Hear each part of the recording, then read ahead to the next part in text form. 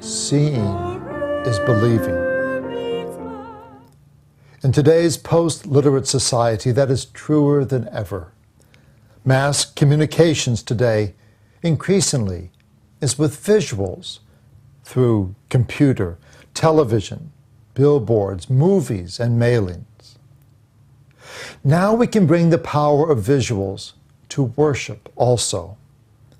With a large sanctuary screen, worship gains an added dimension as we proclaim the gospel through sight as well as sound.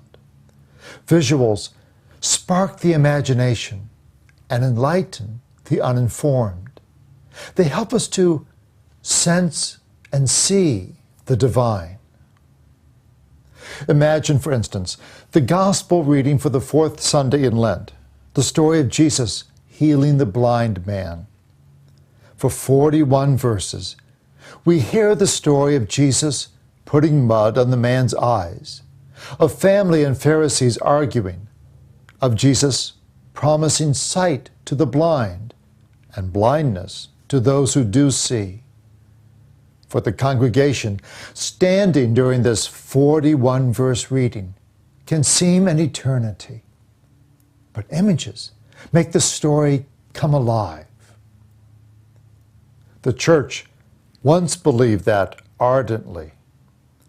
More than 500 years ago, paintings, stained glass windows, statues, and icons were the way pre-literate people learned the Bible and honored their saints and their saints' opponents.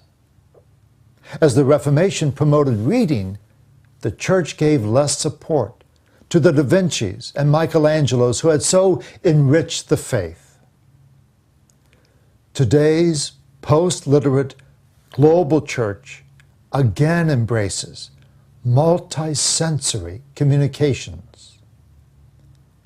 Young people especially demand more mental stimulation in their communications. Pulpit and screen together offer a type of dialogue sermon in which visuals reinforce the spoken word. Imagine preaching on Jesus' words on humility from Luke 14. Do not sit down in a place of honor, lest a more eminent person be invited. Everyone who exalts himself will be humbled. The screen can hold attention. The screen can also silently guide the eye to the ambo or table. When exploring any subject, from faith to finances, our worship becomes more exciting through the use of images because our senses are more engaged. Hymns and liturgy especially are improved when heads are raised from their books, voices are unified, and the confusion of shuffling between pages is eliminated. Confessions and prayers can be crafted for the theme of each Sunday. This keeps worship fresh, with the flow of the liturgy intact. Music can be visual, with seasonal colors and pictures. With the screen, local ministries can be seen in action through photos or videos.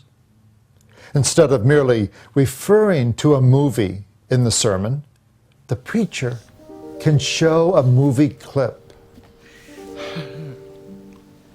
I once was blind, but now I see. Didn't I write that too? Yes, you did. Well, now at last it's true. Now go, we'll go. We've lots of work to do, you and I.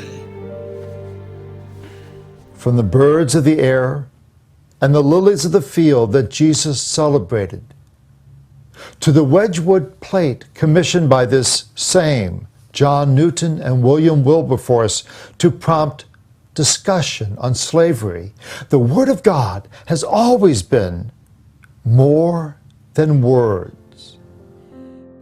Now, learn how you can feed the soul and spark the imagination with images